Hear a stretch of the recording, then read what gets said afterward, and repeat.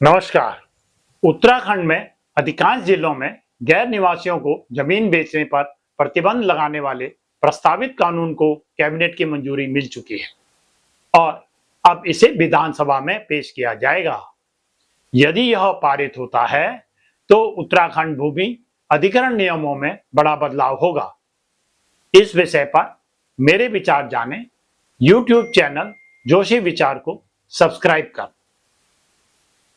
उत्तराखंड में लंबे समय से स्थानीय लोगों की चिंता रही है कि बाहरी लोग पहाड़ी इलाकों में जमीनें खरीदकर प्राकृतिक संसाधनों और सांस्कृतिक पहचान को प्रभावित कर रहे हैं। इस कानून को इसी चिंता के समाधान के रूप में देखा जा रहा है।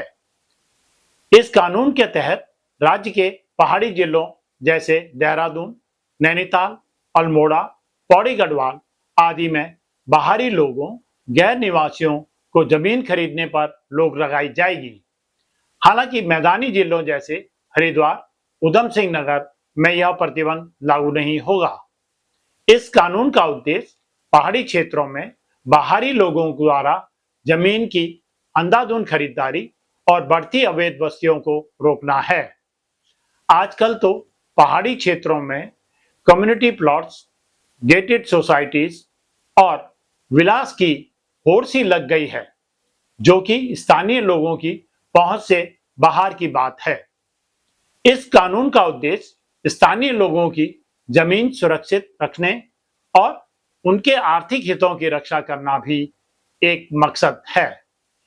इसमें एक अपवाद की संभावना व्यक्त की जा रही है, वह है पर्यटन उद्योग या सार्वजनिक हित के प्रोजेक्ट के लिए सरकार विशेष अनुमति दे सकती है।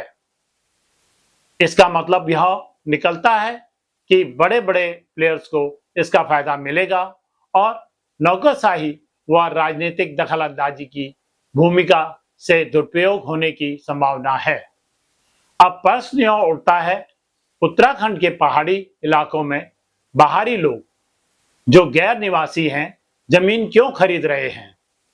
इसके कई कारण हैं, जैसे उत्तराखंड प्राकृतिक खूबसूरती, स्वच्छ हवा और शांत वातावरण के लिए प्रसिद्ध है।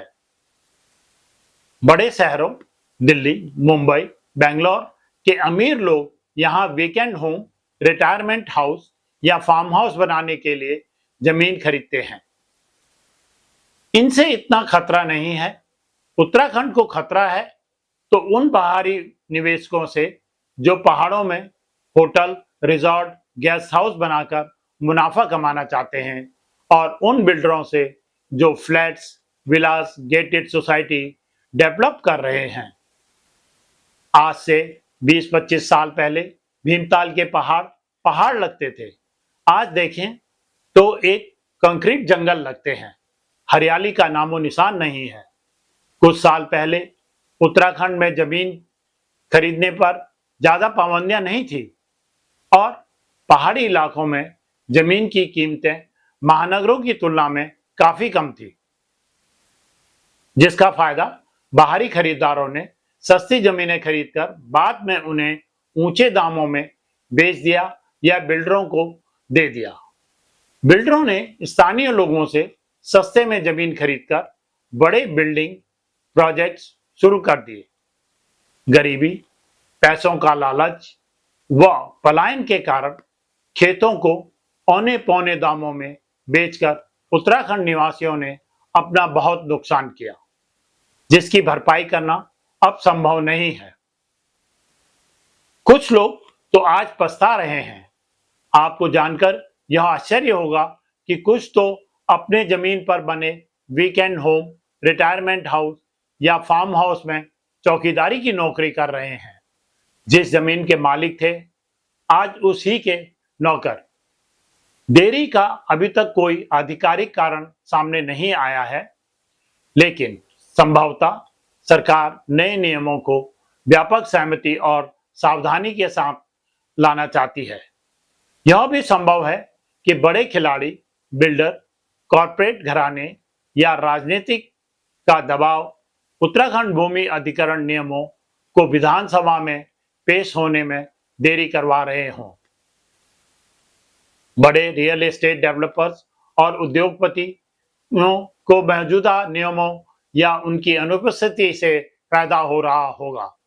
नए नियम आने से भूमि अधिग्रहण की प्रतिक्रिया पारदर्शी और किसान हितैषी हो सकती है, जिससे उनकी सस्ती जमीनें हड़पने की योजना प्रभावित होंगी और वह कानून के आने से पहले अपना स्वार्थ सिद्ध करने का समय ले रहे हों। दुर्घटना से देर भली अच्छी बात है, परंतु उत्तराखंड भूमि अधिग्रहण नियमों में देरी कहीं महंगाई और बढ़ती जमीन की कीमतों के चलते स्थानीय लोगों की पहुंच से बाहर ना हो जाए। पहाड़ों का मूल स्वरूप बिगड़कर कंक्रीट के जंगल में ना बदल जाए। संसाधनों पर दबाव के कारण पानी, बिजली और सड़कों की समस्याएं बढ़ जाएं।